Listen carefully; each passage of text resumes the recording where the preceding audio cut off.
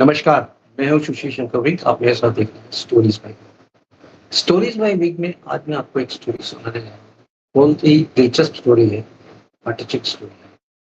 ये कहानी है एक पति-पत्नी और एक बिटिया की। पति का नाम होता है संजय, पत्नी का नाम होता है रीमा, बिटिया का नाम होता है कनक, ये 14 साल की है। ये कहानी है एक कानपुर। ये खुशहाल परिवार था, अपना बहुत अच्छा जीवन व्यतीत कर रहा था। जो संजय था वो एक प्राइवेट कंपनी में जॉब करता था। प्राइवेट कंपनी में जॉब करते वो सुबह जाता था, शाम को आता था और जो उसको तनख्वाह मिलती थी वो उसमें उसकी पत्नी खुश रहती थी। लेकिन इधर जो पत्नी के जो ख्वाब थे, वो बहुत ही ज़्यादा कुछ ऊँचाई पे जाते थे क्योंकि पत्नी जो थी रीमा, वो बहुत ही ऊँचे घर पे रहती थी। इसलिए उसके ख्वाब था पैसा, पैसा, पैसा। पैसे को वो बहुत ही अहमियत देती थी, ना कि और किसी चीज़ को अहमियत देती थी। दिन भर संजय जो काम पे जाता था, शाम को आता था, खाना खा के सो जाता था। उसने अपनी पत्नी को वो सारे सुख दिए थे, जो एक पति को देने चाहिए अपनी पत्नी को। पैसा से लेके हर कुछ सुख दिया था। लेकिन इसकी पत्नी कुछ और ही चाहती थी। इसकी पत्नी रीमा ये चाहती थी कि इसके पास खूब सारी धन-दौलत हो, खूब सारे ऐशो-आराम करे, बड़ी-बड़ी गाड़ियाँ हों। तो ये सारी चीज़ें इसके दिमाग में कौंधी रहती थी। जिस कानपुर शहर में ये रहते थे, जिस फ्लैट में ये रहते थे, यानी कि जो प्राइवेट का फ्लैट था, प्राइवेट रेंटेड रेंट फ्लैट था, उसकी एक बालकनी थी। उस बालकनी में जाके ये बैठ जाती थी रीमा, संजय के जाने के बाद और बड़े ध्यान से सामने वाले फ्लैट को देखती रहती थी। वो बहुत बड़ा फ्लैट था और उस फ्लैट को खरीदने के चक्कर में ये सोचती रहती कि काश मेरे पास खूब सारे पैसे होते, तो मैं इस फ्लैट को खरीद लेती और इस फ्लैट में अपनी ज़िंदगी व्यतीत करते संजय के साथ और अपनी बिटिया के साथ। यही ख्वाब वो सोचते-सोचते वहाँ जो बालकनी थी वहाँ पे सो जाती। कभी खटखट की आवाज़ होती, जाके देखती, संजय आए हुए थे, खाना-वाना खिलाती उनको, फिर बैठ जाती। ये प्रतिक्रिया उसकी डेली चलती थी। एक दिन की बात है, रीमा बैठी हुई थी बालकनी में और इतनी देर में उसकी बिटिया जो थी 14 साल की कनक दौड़ी-दौड़ी आती है और बोलती है माँ से, "माँ, सामने वाले मकान में बहुत सारे लोग आए हुए हैं और बहुत बड़ी-बड़ी गाड़ियाँ हैं। बड़ी-बड़ी गाड़ियों से बहुत बड़े-बड़े लोग आए हैं, बहुत बड़े-बड़े सामान है। लगता ये है कि वो बहुत ही अमीर हैं।" जो रीमा ने ये बात सुनी, उसको बहुत ही अच्छी लगी क्योंकि सामने वाले लोग बहुत ही अमीर थे। चलो आए तो कम से कम कोई रहने के लिए तो आया। ये सुनकर वो बहुत खुश हुई। कुछ देर में देखती है कि 2 बड़ी-बड़ी गाड़ियाँ आई हैं, उसमें खूब सारे सामान आए हैं, उतर रहा है सामान, खूब सारा सामान लोगों के घरों में एडजस्ट हो रहा है। जो बालकनी की तरफ की खिड़की निकलती थी, वहाँ एक बहुत बड़ा झूला था, उस झूले पे लोग बैठे हुए हैं और अपना सामान एडजस्ट कर रहे हैं। इतने लोग थे, लगता तो ये था कि उनके साथ नौकर-चाकर भी होंगे, क्योंकि नौकर-चाकर होने के बाद ही इतनी सारी भीड़-भाड़ लग रही थी। तो रीमा को समझते देर नहीं लगी कि ये बहुत बड़े अमीर लोग हैं और अमीर खानदान से हैं। हो सकता है इन्होंने ये मकान खरीद लिया हो और यहीं पे रहने लगे। यही कश्मकश में वो बैठी हुई थी, सोच रही थी और धीरे-धीरे कब उसकी आँख लग गई पता नहीं और वो सो गई। थोड़ी देर के बाद जब उसकी आँख खुलती है तो वो देखती है कि अभी भी चहल-पहल वहाँ हो रही है और सारा लोग सामान एडजस्ट कर रहे हैं। जो एडजस्ट कर रहे हैं सामान, उसमें कई लोग हैं एडजस्ट करने वाले, नौकर-चाकर भी हैं, खुद लेडीज़ भी हैं एक जो एडजस्ट ये करके वो चुपचाप वापस सो जाती है। जैसे ही सोती है वापस बाहर खट-खट की आवाज़ आती है, तो बिटिया भागी-भागी जाती है, कनक जाके दरवाज़ा खोलती है, तो देखती है पापा। पापा अंदर आ जाते हैं। वो बोलती है रीमा कि देखो जी सामने वाले घर में बहुत अमीर लोग आए हुए हैं, उनके पास 2-2 गाड़ियाँ हैं और कितने बढ़िया लोग हो गए, लग्ज़रियस हर सामान है। वॉशिंग मशीन से लेके हर सामान लग्ज़रियस आइटम्स हैं, लेटेस्ट आइटम। संजय को ये बात थोड़ी-सी चुभती है क्योंकि संजय एक प्राइवेट कंपनी में जॉब करता था। उसको तनख्वाह मिलती थी, उस तनख्वाह में ये अपना घर चलाता था। उसके पास इतने ज़्यादा पैसे नहीं हुआ करते थे जो कि ऐशो आराम से रीमा को रख सके। ऐशो आराम से का मतलब ये है कि रोज उसको रीमा को ये चाहती थी कि मैं मार्केट में जाऊं, पैसे खर्च करूं और बहुत सारा सामान खरीदूं, कपड़े खरीदूं, लिपस्टिक खरीदूं और भी बहुत सारे मेकअप सामान खरीदूं। ये उसकी एक हैबिट्स थी। रीमा बहुत ही इन्वर्ट हो गई थी क्योंकि उसको बहुत सारे पैसे चाहिए, तो वो चाहती थी कि मेरे पास इतने पैसे हैं कि मैं पैसों में खेलूं। रीमा इसके चक्कर में संजय से कुछ दिन के लिए नाराज हुई।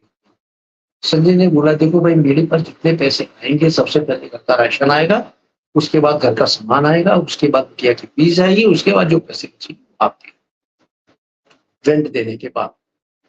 रीमा को ये बात थोड़ी सी बुरी लगी क्योंकि रीमा ने कहा कि चलो ठीक है, लेकिन आप थोड़ा सा और मेहनत करें, पैसे थोड़ा हमें ज्यादा चाहिए क्योंकि मैं चाहती हूँ कि हम यहाँ पे एक बहुत बढ़िया सा फ्लैट खरीद लें अपना खुद का। संजय को ये बात अच्छी तो लगी, लेकिन उसके पास इतने पैसे इकट्ठे नहीं हो पा रहे थे कि वो किसी तरह से फ्लैट ले सके कानपुर स्टेशन। ठीक है, आई गई बात हो गई। अब एक दिन की बात है, रीमा अपना आंगन में, यानी वही बालकोनी में बैठी हुई थी। सामने क्या देखती है कि एक औरत झूले पे लेटी हुई है और कोई एक इंसान उसका मसाज कर रहा है। ये देख के उसको बड़ा अचंभा सा हुआ। क्यों? क्योंकि लेडीज नहीं उसको मसाज कर रहा था, लेडीज को, ये कोई जेंट्स था जिसे मसाज वो करवा रही थी। लेडीज जो मसाज करवा रही थी उसकी आंखें रीमा से मिली और न रीमा कुछ बोली न वो कुछ बोली, बस आंखों आंखों में एक दूसरे को देखते रह गए। ना कोई इसने बोला बात, ना कोई इसने वाली बात बोली, और एक दूसरे को देखते रहे। बात आई गई हो गई और रीमा अपने अंदर चली गई। शाम को जब रीमा संजय आए तो रीमा ने अपने हस्बैंड यानी पति को, संजय को बहुत करीब में बोला कि देखो जी, उसके पास तो इतनी ऐशो आराम है कि उसको मसाज भी करवा देती है, वो थ्रेडिंग भी करवाती है। संजय को यह बात थोड़ी सी बुरी लगी। संजय ने बोला, देखो भाई, मेरा दिमाग मत खाओ, मैं एक तो वैसे ही थका हारा आया हूँ और प्राइवेट जॉब है मेरी, कब चली जाए कब ना चली जाए मुझे कोई पता नहीं, इसलिए मेरा टेंशन मत दो, मुझे सोने दो। खाना लग गया, खाना खा के सो गया संजय। 2-3 दिन बीते होंगे। संजय वापस एक दिन आता है शाम को, दरवाजा खटखटाता है। दरवाजा जैसे ही खटखटाता है, जो बिटिया होती है कनक, वो दौड़ी जाती है, 14 साल की बिटिया थी, दौड़ी हुई जाती है, दरवाजा खोलती है, कहती पापा आ गए, पापा आ गए। पापा के हाथ में 2 गिफ्ट, एक तो उसने अपनी बिटिया को दिया, बेटा ये लो तुम्हारे लिए भी गिफ्ट लाया। बोला बेटिया खोलो ये गिफ्ट क्या है। जैसी बिटिया ने खोला, अरे वाह पापा, थैंक यू वेरी मच, इतनी बढ़िया फ्रॉक मेरे लिए, बहुत खुश हो गई। और उसने एक गिफ्ट जो था वो रीमा के लिए लेके आया था। रीमा को बोला कि आप भी लो ये गिफ्ट और आप भी। रीमा ने जब वो गिफ्ट खोला तो उसके अंदर से निकली उसकी सगी। रीमा बहुत खुश हो गई। रीमा ने कहा, चलो, कुछ तो आपने मेरे बारे में और मेरी बिटिया के बारे में सोचा, मैं बहुत खुश हूँ, बहुत खुश हूँ, इतना खुश हूँ कि पूछो मत। थोड़ी सी खुशी देने से, थोड़ा सा छोटा सा गिफ्ट देने से रीमा बहुत खुश हो। रीमा चाहती ये थी कि उसको गिफ्ट मिले, उसका पति उससे काफी पैसे ला के दे, बाकी सारा उसका पति बहुत कुछ देता था, उसको प्यार देता था, इज्जत देता था, उसको किसी चीज की रीमा को कमी नहीं होने देता था, न बिटिया को कमी होने देता था। बस रीमा को एक ही लालसा टूटी जा रही थी, तोड़ी जा रही थी, अंदर से कचोड़ी जा रही थी कि हाय पैसा, मुझे पैसा चाहिए। जैसे पैसा ना हो गया हो, रीमा के लिए खुदा हो गया हो, वो पैसे से ही पूरी जिंदगी अपना चलाना चाहती थी। और वो चाहती थी कि पैसा है तो जिंदगी है, पैसा नहीं है तो कुछ नहीं है। लेकिन वो रीमा गलत फहमी में जी रही थी क्योंकि पैसा ही सब कुछ नहीं होता है। जब संडे का दिन था, संडे के दिन पूरी फैमिली बालकनी में बैठी हुई थी। संजय, रीमा और छोटी वाली लड़की 14 साल की बैठी हुई थी, कनक। तो ये आपस में बातें कर रहे थे। इतनी देर में क्या देखते हैं कि सामने एक बहुत बड़ा सुंदर सी गाड़ी आई है, रुकी है, और उसके अंदर से बहुत हैंडसम सा एक इंसान निकल के बाहर आया है। और जैसे ही वो दरवाजे गेट पे आया है, अंदर से एक औरत आई है और उसको वेलकम करती है और उसको गर्म करके अंदर। ये देख रीमा बहुत मतलब इन्वर्ट हो जाती है बोलती है संजय से, देखो कि कितने अमीर हैं, इसी से आप अंदाजा लगा लो कि इसकी कितनी अमीर शाही है। ये जो इंसान है ये अमीर है, ये वाइफ इसकी अमीर है, ये पूरा खानदान अमीर है। इतना कह के सुन के वो चुपचाप, संजय कुछ बोलता नहीं है, खाना खा के ये सब सुन। एक दिन दोपहर की बात है, रीमा अपने बालकोनी में बैठी हुई थी। उसके पास दौड़ी-दौड़ी उसकी बिटिया आती है, जो कनक थी, और कनक आके माँ से बोलती है कि माँ, आपको खाली पैसा ही चाहिए, आपको पैसे से ही प्यार है, पापा कितना प्यार करते हैं आपको और मुझे, आपको पता है? तो रीमा बोली, हाँ मुझे पता है, लेकिन प्यार से ही सब कुछ ज़िंदगी नहीं कट जाएगी, पैसा भी बहुत ज़रूरी है बेटा। कनक ने बोला कि आप पैसा-पैसा करती हैं, सामने वाले के घर में देखें तो रोज़ उसका जो पति है, पत्नी को रोज़ मारता है। इतना मारता है रात को कि पूछो मत। और वो चिल्लाती-चिल्लाती है और कुछ नहीं कर रही है, बेसहारा है, इतना मारता है।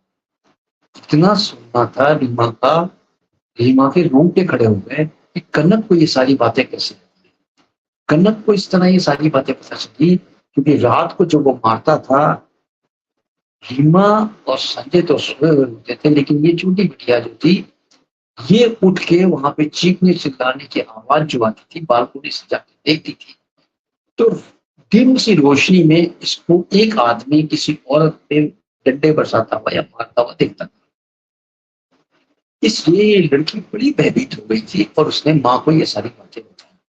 माँ को जब ये सारी बातें बताई, माँ बहुत सहम सी गई और माँ एकदम से उस बेटी को होश में लेके बड़ी प्यार। संजय दूसरे दिन जब अपने काम से वापस आता है, तो संजय को रीमा बाहों में भर के इतना रोती है कि पूछो मत। अब संजय पूछता है, अब क्या हुआ भाई, रो क्यों रही हो, क्या प्रॉब्लम है? तो रीमा बोलती है, मुझे आपसे अब कोई शिकायत नहीं है, क्योंकि आपने आज तक तो हमें हर चीजें दी हैं, हर कुछ दिया है, प्यार दिया है, पैसा दिया है, सब कुछ दिया है। ये मेरी ही कुछ गलतफहमी थी, जो मैं ये सोचती थी कि रातों रात हम अमीर हो जाएँ, रातों रात हम ये चीज़ खरीद लें, ऐसा कर लें, वैसा कर लें। ये सारी मेरी गलतफहमी थी, इसलिए मुझे माफ़ कर दो। हम आपसे बहुत प्यार करते हैं और आप जिस तरह हमें रखेंगे, आप रहेंगे। हम बिल्कुल आपके साथ हैं। हमें अब कोई पैसे का शौक नहीं है, जो आप लाओगे हम लेंगे। बस हम ये चाहते हैं कि आप हमें प्यार करें, बच्चे को प्यार करें, हमें प्यार से रखें। इतना सुनना था, संजय के भी आंखों से आंसू आ गए। संजय ने बोला रीमा को, आज तक तो मैंने आप पे हाथ नहीं उठाया, आज तक तो मैंने आपकी हर ख्वाहिश पूरी की है, आज तक तो मैंने बिटिया के ऊपर हाथ नहीं उठाया। या इवन आप ये देखो, संजय ने रीमा को बोला, आज तक तो ना मैंने किसी भी दारू को हाथ लगाया है, ना सिगरेट को हाथ लगाया। क्यों? क्योंकि ये सब चीज़ों से मुझे नफ़रत है और ये सब चीज़ों से आपकी नफ़रत थी शुरू से ही, जब आपने बोला था कि हम शादी उसी समय करेंगे जब एक इंसान जो हमसे शादी करेगा, ना तो सिगरेट पीता हो, ना तो दारू पीता हो, ना ही कोई उसमें गलत है। तो वो मुझे आज भी बातें याद हैं, वो सारी बातें सोच के ही मैं आपसे प्यार करता हूँ और आप जैसी धर्मपत्नी मुझे न मिली है, न मिलेगी। मैं बहुत खुश हूँ आपके साथ, लेकिन आपको पता नहीं क्या हो गया था। पैसे के चक्कर में, मोह-माया के जाल में आप ऐसा फँस चुकी थी कि मुझे भी एकदम से डगमगा दिया था आपने कुछ देरों के लिए। लेकिन फिर अब आपको समझ में आ गया है कि पैसा ही बहुत कुछ नहीं होता है, प्यार ही बहुत कुछ होता है। प्यार से अगर रखा जाए, प्यार से अगर रहा जाए, तो पैसा उसकी अहमियत कुछ नहीं। पैसा तो हाथ की मैल की धूल है और वो किसी भी टाइम कहीं से भी निकल सकता है। लेकिन प्यार जो पति-पत्नी का होता है और पति-पत्नी और बिटिया का होता है, वो शायद ही प्यार इस दुनिया में किसी को। संजय इस बात की गारंटी लेता हुआ बोलता है कि हम आपके साथ कभी अन्याय नहीं होने देंगे। मैं भूखा रहूँगा, लेकिन आप दोनों को कभी भूखा नहीं रखूँगा। क्यों? क्योंकि मैंने आपके साथ शादी की है और ये दिल दिया है, तो हमारा ये फ़र्ज़ है कि हम आप लोगों का ख़्याल रखें और हर चौको आराम जो है इस दुनिया का होती है। इसलिए मैं ये चाहता हूँ कि आप कभी भी पैसे को अहमियत मत दें। रीमा समझ चुकी थी कि संजय क्या चाहते हैं। संजय से रीमा ने हाथ जोड़ कर माफी मांगी और बोला कि नहीं, मुझे अब पैसे नहीं चाहिए, मुझे बस आपका प्यार चाहिए, आप मेरे साथ रहो, बस मुझे और कुछ नहीं चाहिए। संजय, रीमा और गीता आज भी हैं, आज भी सुखी जीवन व्यतीत कर रहे हैं और उसी प्राइवेट जॉब में वो संजय बहुत तरक्की कर रहा है और इनके घर में सारी ऐशो आराम है, कोई चीज की कमी नहीं है, हर चीज इनके पास है और किसी भी चीज की कमी नहीं होते हुए भी ये अपनी जिंदगी अच्छी तरह व्यतीत करते हैं। इस कहानी से आपको क्या शिक्षा मिलती है आप ये देखिएगा। दूसरा, आप स्टोरीज बाय विक को आप सब्सक्राइब करें, चैनल को सब्सक्राइब करें, वीडियो को लाइक करें और ये स्टोरी जो मैंने आपको बताई है, इससे आप क्या शिक्षा मिलती है, कमेंट बॉक्स में जाके आप कमेंट करें ताकि मेरा भी हौसला बुलंद हो और मैं भी आपको कुछ तरह की स्टोरीज ला के दूं जिस तरह की आपकी चाहत। तो नेक्स्ट स्टोरी का आप इंतजार करें, तब तक के लिए जय हिंद, जय भारत।